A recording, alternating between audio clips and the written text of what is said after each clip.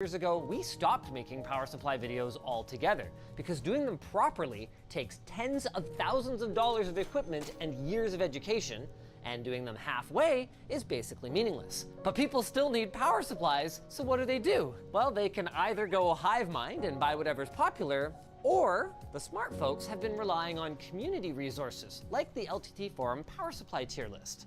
Unfortunately, as we're about to find out, a community of enthusiasts, however well-intentioned, doesn't always get it right. For example, they were right about the Thermaltake Smart Series. This thing is truly C-tier at best. It didn't even survive our testing. But there's another unit that turned out to be really solid, even though it's actually buried with the other C-tiers. Just like I buried this lazy C-tier Segway to our sponsor.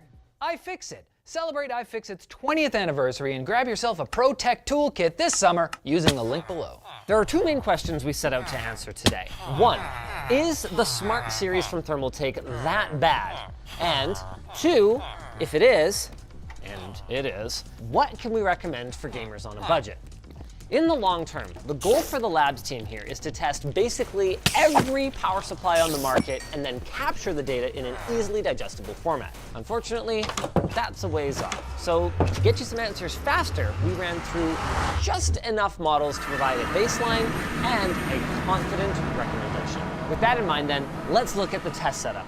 The big change is we finally have the last piece we need to test more than just the basics, an oscilloscope. Or, well, more accurately, we have 3 oscilloscopes. We're only gonna need one in the end, but you should drive more than one car before you write the check and take it home. And these have car level price tags, so we wanted to test drive at least a few.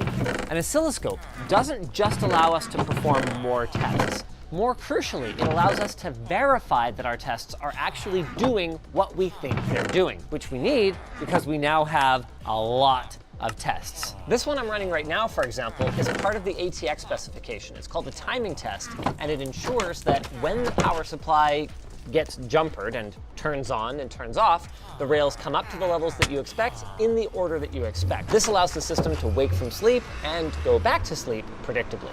Now, we don't just run this once. We've got light loads, heavy loads. Actually, you can see there's an entire list of tests that it's going to go through that takes about 4 hours. The good news is that the suite should be able to run, once we've got everything dialed in, with 0 human intervention required, all culminating in this. Okay, we have a lot of work to do to make this readable by those of us who are not robots. Also, as I'm sure you've guessed, this nest of wires here will not exist in the final setup. And it's worth noting that adding extra wire length will have some adverse effects, including dropping our voltage readings a little bit. We've got big plans to enhance the test suite still though, so I just want you guys to know that the numbers in this video are only intended to be compared to each other and to collect feedback from our community on what you guys want to see included in the future. This won't make it into our final database. Enough preamble though. Let's take a closer look at our contenders. As a baseline for a quality unit, we've got the Seasonic Prime TX 650, but the main showdown that we're interested in here is the EVGA 450BR versus the Thermaltake Smart 600. These two $50 specimens perfectly demonstrate why buying a power supply on a budget can be really challenging. And part of that is the manufacturer's fault. I mean, you would think that price being equal, obviously you want the one that can provide a third more power, right? But as it turns out, surprise, surprise, the big number on the box doesn't tell the whole story. If we look closelier, we can see that while the Thermaltake Smart 600 is technically a 600 watt power supply, unlike most 600 watt units, it's actually only able to deliver about 500 watts on the 12 volt rail, and it relies on the 5 volt and 3.3 volt rails to make up the rest. Now, in the past, you might have had 3 or 4 hard drives in your computer and a couple of CD burners. But these days, most people don't have any of that stuff, and a single strong 12 volt rail is preferred.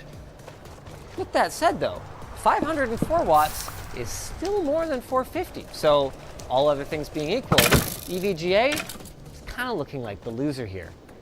Of course, all other things are not equal.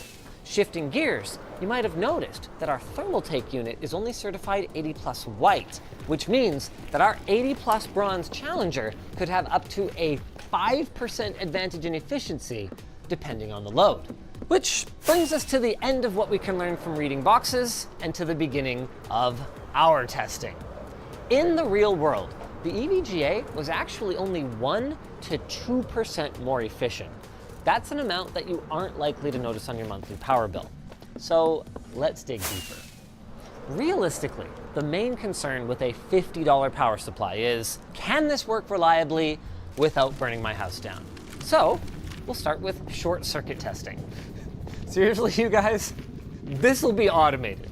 We have a whole box that does all this stuff as part of the power supply tester, but in order to illustrate what's happening, in the event that something bad were to happen in your computer, say plastic connector melted or something like that, and the wires ended up touching each other, you would end up with a short circuit.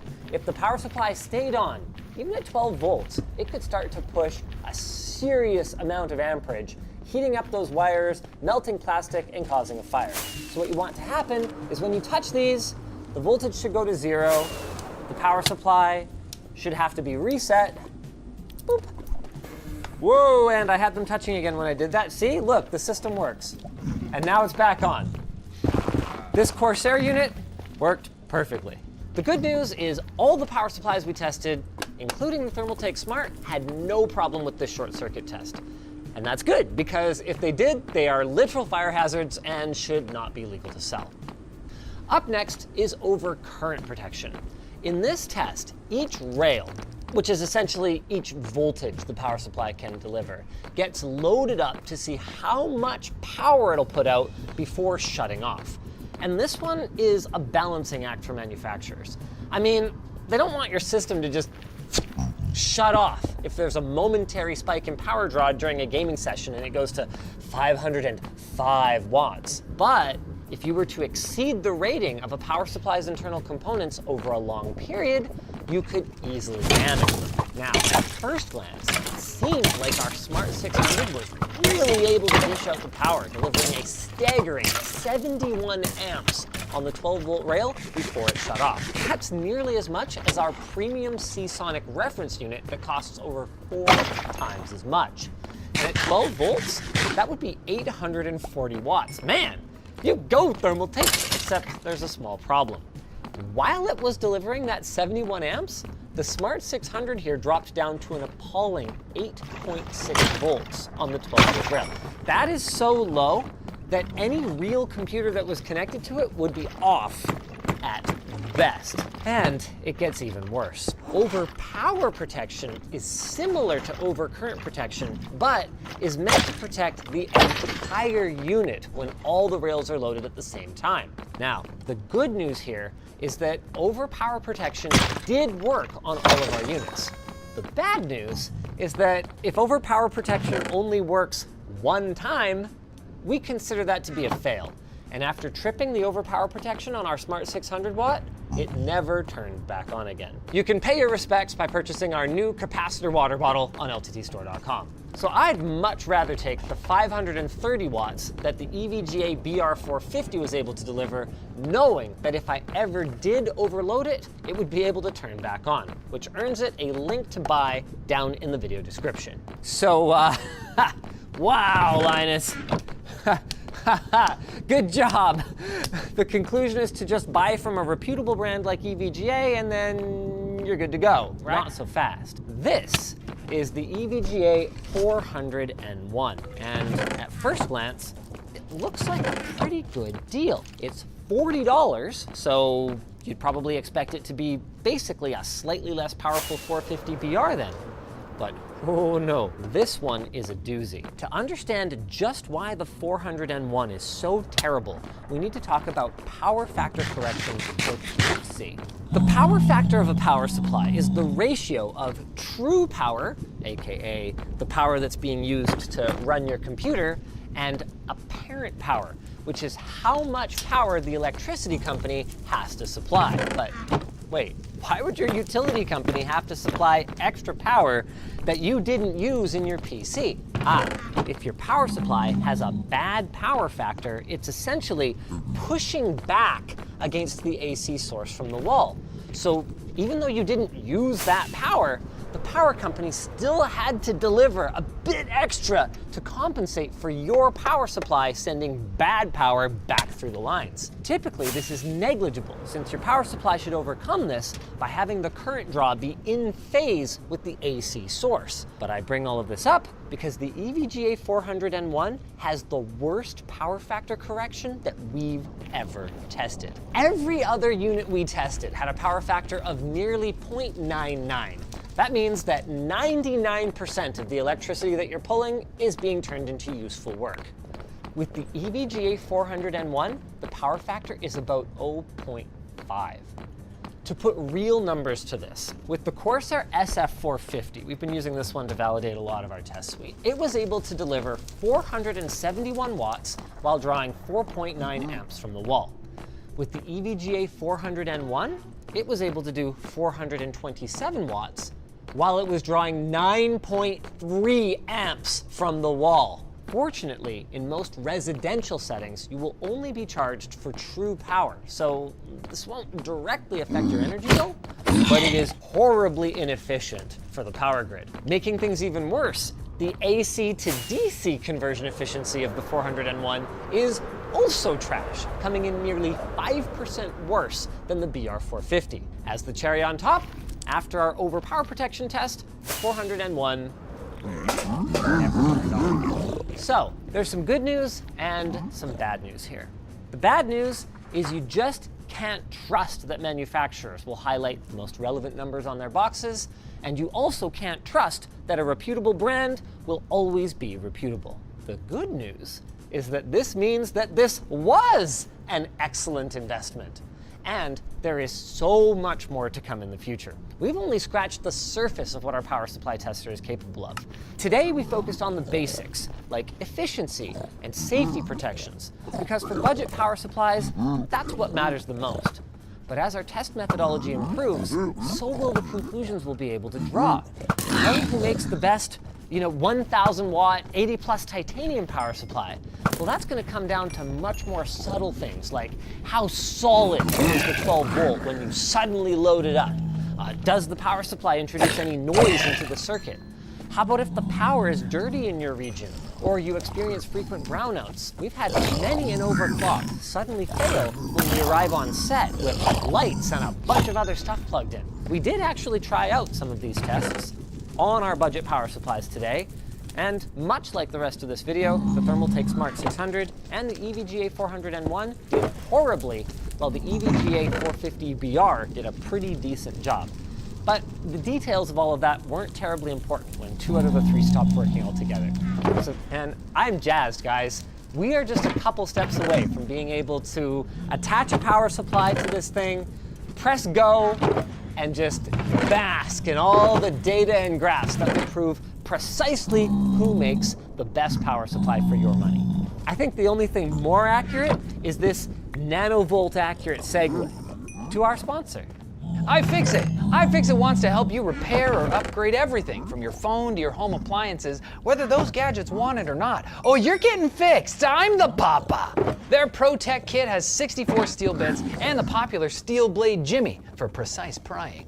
It's also got suction cups, a driver extension, anti-static wrist strap, and more. Plus, everything is covered by iFixit's lifetime warranty. Save time and money by repairing your own electronics using one of iFixit's over 70,000 detailed step-by-step guides. There's even fun pictures in there to help you understand how that user is. Celebrate iFixit's 20th anniversary at ifixit.com/LTT or at the link below.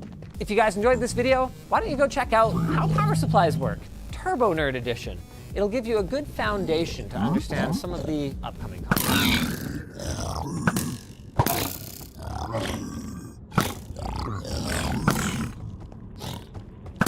That's something I want to show you. Meet my big... Ados. Oi, shut that fucking ad off.